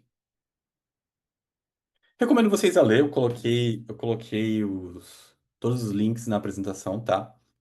É, recomendo vocês a ler, vale muito a pena. O, em essência, o Polkadot Jam, ele introduz um paradigma de execução diferente, em que agora não tem mais só execução on-chain. Como a gente falou ali, que é a execução lá no início, né? Que a execução precisa caber dentro de um bloco. Ele consegue permitir uma série de outras coisas que podem ser executadas off-chain, validadas off-chain e depois verificadas on-chain. Muito parecido com o que ZK se propõe também. Só que aí aqui tem um diagrama do Polkadot Jam rodando Doom. Isso aqui foi esse ano, se eu não me engano, faz pouco tempo. É, basicamente é uma VM baseada em Docker, um Docker, né?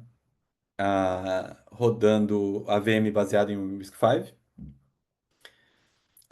E essa VM ela consegue se comunicar, por ela estar muito próxima da CPU, ela consegue se comunicar com a RAM e gerar frames, ah, quase como se fosse. Digamos assim, como que eu faria para executar Doom no Bitcoin? Se eu partir da ideia de que uma transação é um frame, eu vou ter um frame a cada 15 minutos. E para o olho humano, eu preciso ter pelo menos uns 30 frames por segundo para parecer tempo real, né? Então, o que o Gavi conseguiu demonstrar aqui é que quase sem nenhuma alteração, ele precisou alterar só o driver de vídeo, se eu não me engano. Ele conseguiu rodar Doom on-chain. Só que utilizando esse paradigma de que algumas coisas podem ser executadas on-core, que ele chama de on-core, off-chain, mas on-core, certo? Ah, aqui uma curiosidade, isso aqui foi em 2013, no Protocol Berg. Ah, para quem não sabe, a gente faz parte de uma sociedade, né? A Kusama Society já faz uns 5 anos. A gente é irmão de tatuagem, né? Tem essa brincadeira aí de que a gente tem tatuagens parecidas, porque a gente faz parte dessa sociedade que você precisa fazer tatuagem para entrar e ela é verificável no blockchain, etc. E aí eu venho mantendo a interface dessa, dessa sociedade já faz um tempo. Inclusive, acho que foi no ano passado, eu corrigi um bug no código dele. Eu encontrei um bug no código do Gav da sociedade e corrigi. Foi uma experiência bem legal. E nesse dia aqui, ele apresentou o Agile Core Time. Isso foi em 2023. E aí, no final da apresentação, esse aqui era um evento mais fechado, assim, mais intimista, né? Não tinha tanta gente. A gente fez uma rodinha ali de conversa e ficou conversando sobre ZK e tal. E ele tem uma opinião muito forte de que ZK é só hype, de que é uma tecnologia muito nascente ainda, e que a gente vai levar anos ainda para conseguir utilizar ela de forma ah, efetiva, certo? E eu confesso que eu compartilho um pouco dessa opinião, assim. Eu acho um pouco radical, talvez, a ideia dele, mas eu compartilho, porque a gente ainda não viu um grande breakthrough de ZK, né? Então, o que que acontece com a ZK EVM, então, no caso da migração para o RISC-V? O Vitalik sugere substituir a ZK EVM por uma VM baseada em RISC-V, então, pelo menos por enquanto. Aí, de certa forma, essa VM nova em RISC-V, ela até facilita a, o uso de ZK. Eu consigo conectar, digamos assim, eu tenho um conjunto de instruções mais é, apropriado para receber provas de, de Zero Knowledge, certo? Então, esse é um dos argumentos que ele fez, de que pode ser que ZK-VM seja substituída por RISC-V, ou que ela seja, digamos, mais próxima, né, disso. E alguns problemas de ZK que o próprio Vitalik trouxe, que é a performance do Prover, né? Para eu criar uma prova de ZK pode demorar diversos minutos. Introduz um,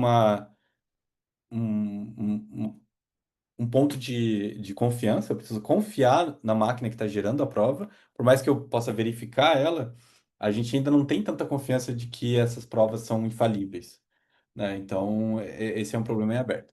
Beleza. O Lohan levantou a mão. Fala aí, Lohan. Nossa, eu nem lembro quando eu levantei a mão. Não, seria só para você dar uma olhadinha nas dúvidas do Leonardo e do Ian ali no Ah, chat. beleza. Show, vamos lá. Dá uma olhada aqui. Ok. Ah, o Leonardo falou, feliz será retrocompatível. Achei que não seria. Esse foi um ponto que o Vitalik, logo no início, ele bateu bastante assim, vai ser retrocompatível. Não, não vai ter uma grande. Primeiro que a gente não sabe se vai acontecer mesmo, né? É uma proposta só ainda. Mas mesmo se ela for aprovada, mesmo se ela seguir em frente, não deve ser um grande problema para os Dev Solidity. A vida do Dev Solidity vai ser a mesma, basicamente, né? Ah, até com essa mudança de nome perdendo a EVM. Tipo, a ideia de EVM pode mudar, mas o Solidity vai continuar sendo suportado. Qual é o impacto na escalabilidade que esse sistema RISC-V traz, considerando TPS, velocidade de processamento de operação e custo? Então, a EVM, por ela ter esse conjunto limitado de instruções, a gente não viu nenhum rollup, nenhum teste com a EVM passado sem TPS, se eu não estou enganado. Eu acho que com o ZK a gente até chegou ali perto de 1000, mas eu acho que a gente nunca passou, né? Não sei, se alguém tiver essa informação. Com o RISC-V a gente está falando aí de um ganho de 100x, de milhões de TPS. O Rob falou que é uma seita, sim. Sim, eu e o Gavin, a gente faz parte de uma seita. Não, brincadeira, gente. É um experimento, um experimento como se fosse uma sociedade digital em que pessoas que gostam de tatuagem se reúnem para para ter uma história para contar, certo? É um experimento bem interessante. Quem tiver mais.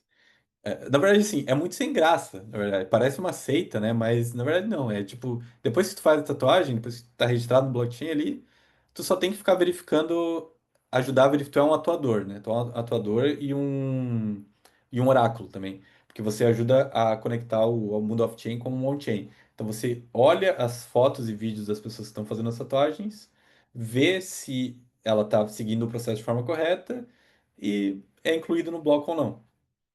É isso. Depois não acontece mais nada. Não tem nenhuma orgia, não tem nenhuma seita satânica. Até queria que tivesse, seria mais divertido, eu acho, mas não tem. É só isso mesmo.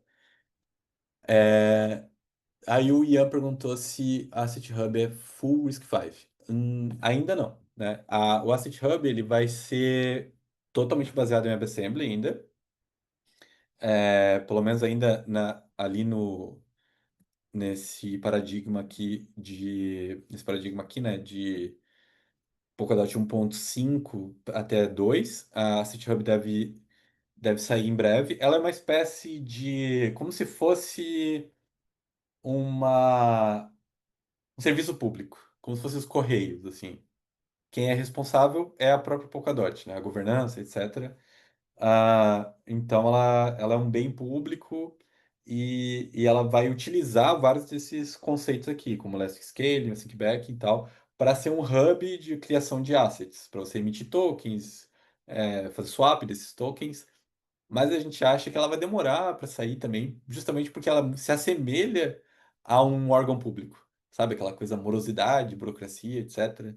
Então, do ponto de vista de DeFi, eu imagino a Hydration dando voltas na Asset Hub antes dela ser realmente, é, dela ver a luz do dia. Ah, o Moisés brincou ali que tem cheiro. Mas não é, queria que fosse. Seria mais divertido se fosse. Gente, é, é isso. Essas são algumas referências que eu trouxe aqui, tá? Eu vou botar mais referências também, porque algumas referências estão no texto, né? Elas estão nos links, nos slides. Depois disso, eu vou juntar todas e colocar nesse slide aqui. Eu já coloquei algumas, mas depois eu vou colocar todas que eu usei. E era isso que eu tinha para apresentar hoje, tá? O Lohan fez mais um comentário, né? Não acho que seja possível converter contratos existentes da Ethereum para RISC-V. Mas é possível converter. O problema são contratos que criam. Pode mudar. Porém, o custo computacional é alto, o problema são contratos que criam outros contratos, os contratos continuam emitindo EVM. Assim, tem muito experimento já acontecendo nisso, antes mesmo da. é, já chego nisso. Antes mesmo da proposta do Vitalik, já tinham uma série de experimentos com pré-compiles, etc., né? É, não sei responder, tá? Se é possível. Eu não tenho certeza. Tudo que é retrocompatível gera algum tipo de custo, né? Não é fácil você manter coisa. O próprio Windows teve que pagar, a Microsoft teve que pagar esse custo várias vezes quando suportou duas arquiteturas ao mesmo tempo. E eventualmente não dava mais para rodar com executáveis antigos, né? Isso foi uma coisa que doeu muito em mim, inclusive, porque eu queria rodar o LFoot 98. Não sei, eu não sei quem é dessa época e jogava LFoot, mas eu queria rodar o LFoot 98 e ele é 32 bits, se eu não me engano, né? E eu não conseguia. Aí hoje em dia eu acho que até tem Windows 98 online e tal, que tu consegue rodar, né? Mas foi uma coisa que doeu pra mim. É uma curiosidade, né? Então, sim, vai ser um processo doloroso. Eu acho que tem um custo, é inevitável. Tudo que eu falei ali vão ter que ter traduções, digamos assim, né, entre o que é quase como se fosse uma tradução em tempo real. Eu falando em japonês e eu preciso que a outra pessoa entenda em inglês. Então, preciso sempre ter um intérprete ali no meio e isso tem coisas às vezes que nem são traduzíveis, né? Por exemplo, fazendo uma analogia com o português, a língua portuguesa, né? Dizem que saudade só existe em português, o termo saudade. No inglês não existe. né? Tem homesick, tem missing, tem o verbo missing, mas não existe a palavra saudade. Então, fazendo essa analogia, assim, né, extrapolando essa analogia, é possível que algumas coisas não vão funcionar tão bem e que talvez o ganho de desempenho não vai ser na casa de 100x, justamente por causa dessa quantidade de transformações que são necessárias aí. Mas só o tempo vai dizer, né? Eu não quero trazer nenhum. Não tenho a pretensão de trazer nenhuma resposta aqui, porque é uma discussão muito em aberto, eu acho. É, a gente tem que aguardar as cenas dos próximos capítulos aí. Bom, gente, era isso que eu tinha para trazer. Quero agradecer todo mundo que esteve aí hoje à noite com a gente. Aqui tá o link do meu Linktree, quem quiser me seguir nas redes sociais aqui. Tem o link para apresentação aqui também, tá? Eu vou mandar aqui no chat também, que eu acho que é mais fácil, né? Deixa eu mandar aqui para vocês também o link da apresentação.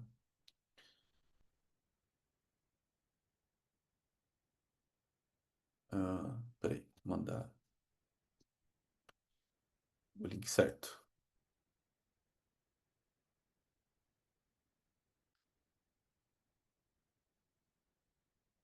Beleza. Aí, pronto. Link aí da apresentação. Tem o meu Linktree também. Se alguém quiser me mandar mensagem, fica à vontade. Adoro bater papo sobre esse tipo de coisa, tá? Eu tenho estudado bastante coisa também sobre não só blockchain, mas eu tenho expandido um pouco para neurociência agora. Tenho gostado muito, até de algumas coincidências, ou talvez não tão coincidências assim, coisas que ah, computadores são muito baseados no cérebro humano, né? Como a natureza funciona em vários sentidos, né? A própria ideia de blockchain é muito baseada em como redes de cogumelos, por exemplo, funcionam, ou estrelas do mar, né? Em que você corta um pedacinho da estrela do mar e ela continua, ela cria uma estrela inteira nova, né? Então, os cogumelos também são assim, se você cortar um pedaço deles, eles sabem como se reconstruir. É, E eu acho muito interessante esse paradigma da resiliência, né, da descentralização. Então, estou sempre aberto para conversar aí. E também estou aqui mais um tempo. Se alguém quiser bater papo, podemos ficar mais uns 15 minutos aí. Mas o que eu tinha de apresentação para isso, para hoje, é isso. Beleza? Então, novamente, muito obrigado, pessoal. Foi um prazer estar aqui com vocês hoje. Acho que a gente pode parar a gravação também, não sei. Aí é contigo. Thiago tá aí ainda?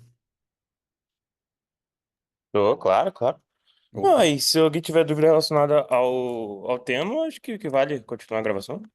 Vai Beleza, eu que. tô aqui, vamos ficar mais uns 15 minutos aí, se alguém quiser bater papo. Agora é formato aberto, né? Deixa eu até parar de compartilhar aqui e abrir a câmera pra gente conversar melhor. E aí, Lauro, beleza?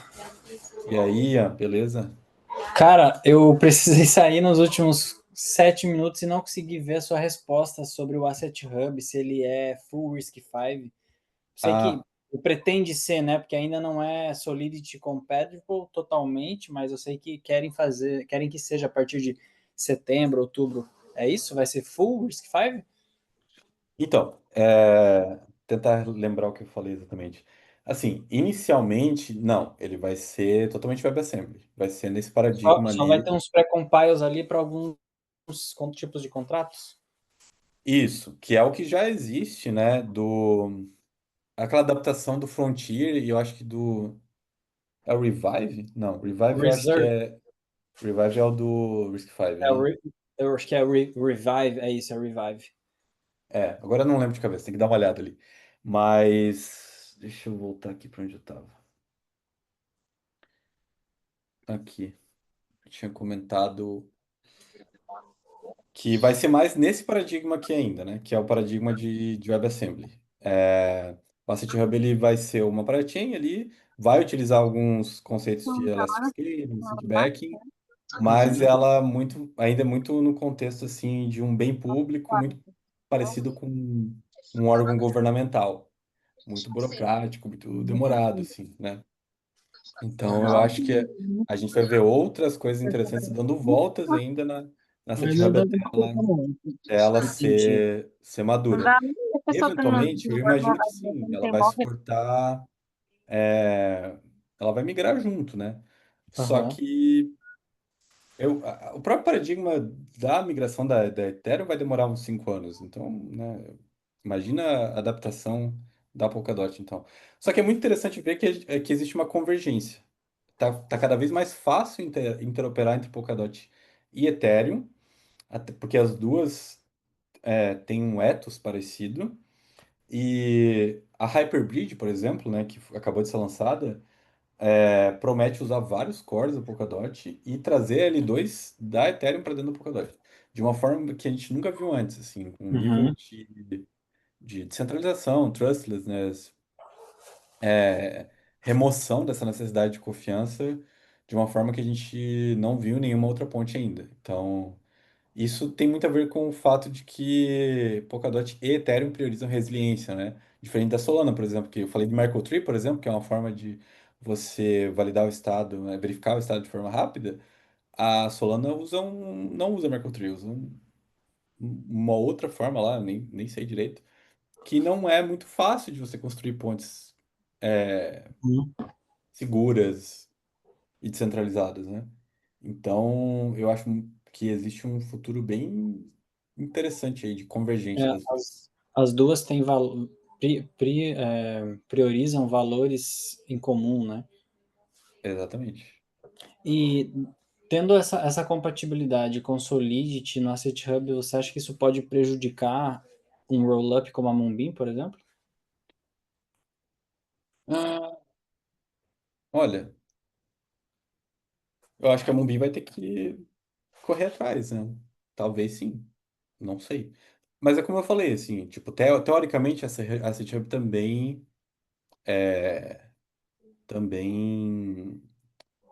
introduz um risco para Hydration, por exemplo, que é ela para ter um swap e tal, vai ter uma disputa de liquidez, por exemplo.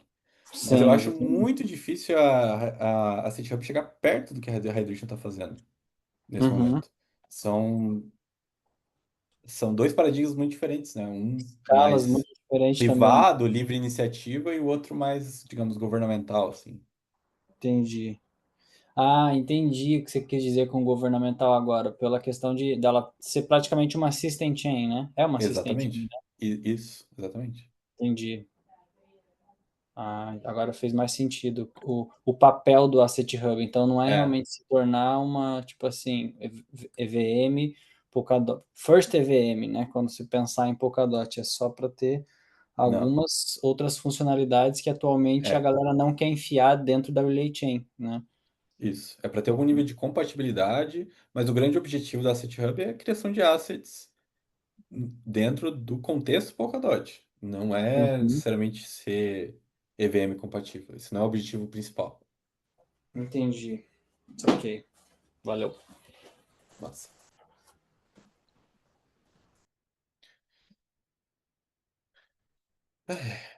É isso aí, galera. Tô por aqui. Trocar ideia, se alguém Olá, quiser. tá me ouvindo? Tô ouvindo. Tudo bom? Boa noite. Fala, meu querido. Ô, Lauro, qual que é a sua visão? Se também o Gavin, se você pegou alguma visão dele, no último ano, a gente construindo, é, enfim, antes da Pods e a gente era muito DJ em total ali no espectro da descentralização. De uns anos para cá, a gente começou a conversar mais com o regulador, começou a abrir mais a cabeça para esse lado, e a gente vê muito que a pseudo privacidade, aí a anonimidade, né, que as blockchains têm, para muitos reguladores isso não é suficiente. Uhum. A gente viu isso com o Drex no passado, e tal. E aí tem toda essa narrativa aí de trazer privacidade, né? E não só Aham. para isso, né? Não só para os dados, mas até para mempool. Aí tem todo esse problema de MEV aí, porra. Enfim, Uhum. como que você vê isso, né? Como que a gente vai trazer privacidade para os dados aí on-chain? Se Aham. você vê isso como um problema, e tal? Sim. Cara, definitivamente é um problema. Eu acho que privacidade vai se tornar cada vez mais um recurso escasso. E, de certa forma, vai se tornar cada vez mais uma tensão também entre. Acho que. Difícil resumir dois grupos, né? Mas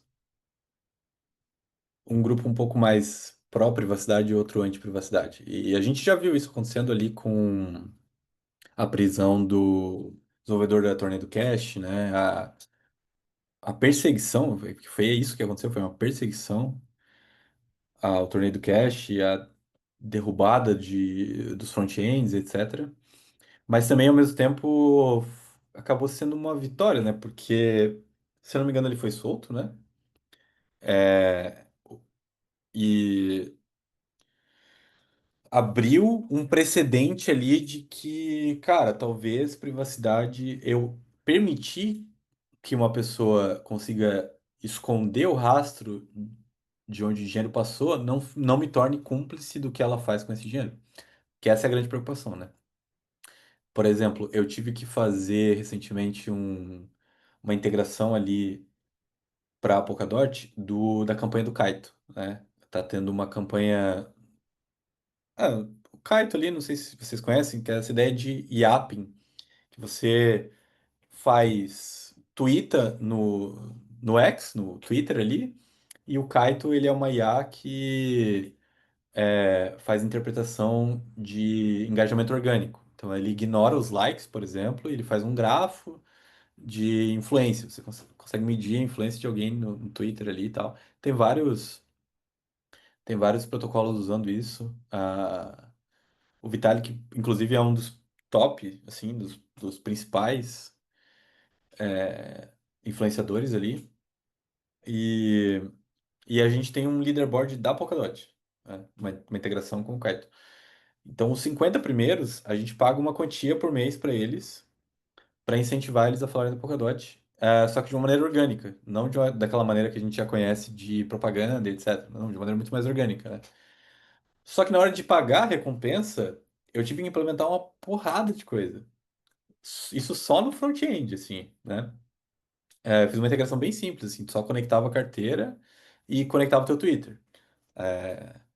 Só que eu tive que implementar geoblocking, por exemplo, eu tive que bloquear Síria, é, acho que o Irã, Coreia do Norte, uma porrada de países. Teve uma série de burocracias, assim, para fazer, porque senão poderia. Se, por exemplo, a gente não soubesse que algum influenciador que está falando bem da Polkadot é um terrorista lá no Irã, por exemplo, sei lá. Ah, e aqui, óbvio, eu estou falando de estereótipos, principalmente do Ocidente, né? Como o Ocidente enxerga o Oriente. Então, existe esse estereótipo do terrorista, etc. E se a gente mandar dinheiro para eles, a gente cai num crime internacional, né? A gente comete um crime internacional. A gente está financiando terrorismo. Né? Eu tô falando assim de como é visto perante a sociedade atual, principalmente depois do 11 de novembro ali. Então, cara, é um negócio muito crítico, assim. Eu acho que essa tensão ela tende a aumentar ainda mais. é, E o grande argumento de quem é contra a privacidade é esse, de que a privacidade vai ser utilizada para financiar terrorismo. Mas assim, do ponto de vista de experimentos interessantes que buscam trazer privacidade, eu vou mandar um post aqui que é bem legal, que se chama Make Kusama Chaotic Again, é, que foi um colega nosso, né, da Polkadot que escreveu, que ele incentivou as pessoas a começarem a experimentar coisas de mais punks na Kusama, digamos assim, mais caóticas, mais focadas em privacidade, anti-censura, coisa mais ativista, do it yourself, aquela cultura do punk mesmo, assim, né? Do cypherpunk mesmo. Então ele trouxe vários exemplos ali, eu posso abrir aqui rapidinho só pra gente ver. Uma curiosidade, na DevCon a última aí lá da Tailândia, teve uma track que era uma track só Cyberpunk, é, e teve um evento, o Papais foi, que era o Cyberpunk Day, Cyberpunk Event. E aí cara, era muito engraçado. Teve vários caras que. Teve um cara lá que ele falou especificamente assim, pô, se você não tá com medo de ser preso no seu dia a dia, você tá fazendo errado. Cara, perfeito. É isso. É isso aí mesmo. Cara, o rapaz comentou na call que a gente fez de recap da DevCon, né? Que o maluco, tipo, saiu, trabalhava no Bitcoin, saiu pra ir pra guerra, né? Armada do Irã, sei lá. A galerinha desse. É, cara, tipo assim. E não é novidade isso, tá? Tipo assim, se você pega a história da criptografia, ela sempre foi utilizada num contexto de guerra. É muito mais fácil a gente olhar para trás e ver período de guerra do que período de paz. Sempre teve guerra, né? Então, os gregos, por exemplo, usavam pergaminhos criptografados, ou melhor, não criptografados, né? Codificados, os codex, né?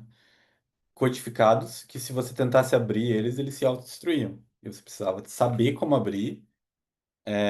E é uma forma de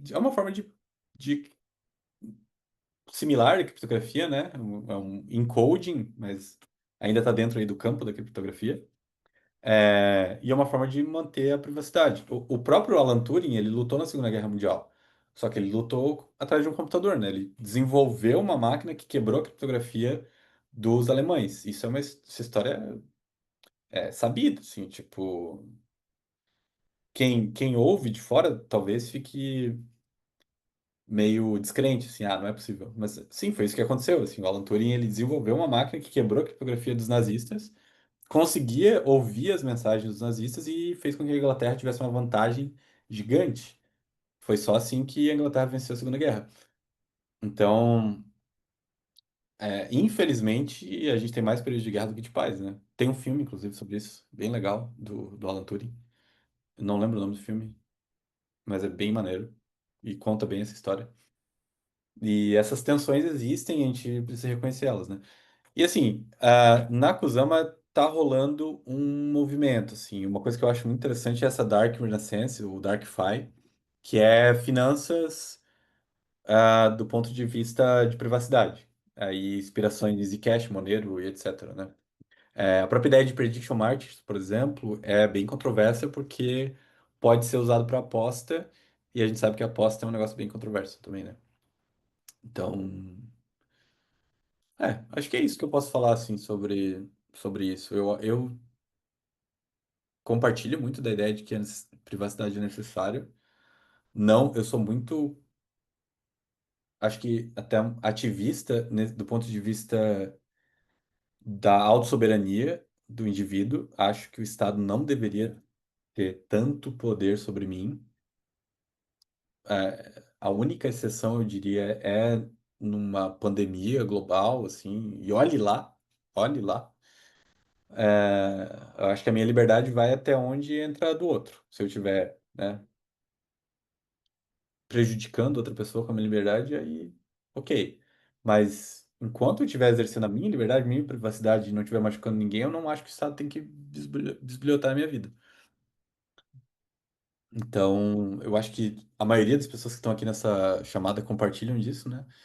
E, e é isso, assim, eu convido vocês até a experimentar algumas coisas na Kusama, quem tiver interesse, porque acho que algumas coisas bem interessantes podem começar a acontecer e até uma certa convergência entre Polkadot. Quando eu falo de Kusama, eu tô falando de Polkadot também, né? Inevitavelmente. Uma convergência entre Polkadot e Ethereum.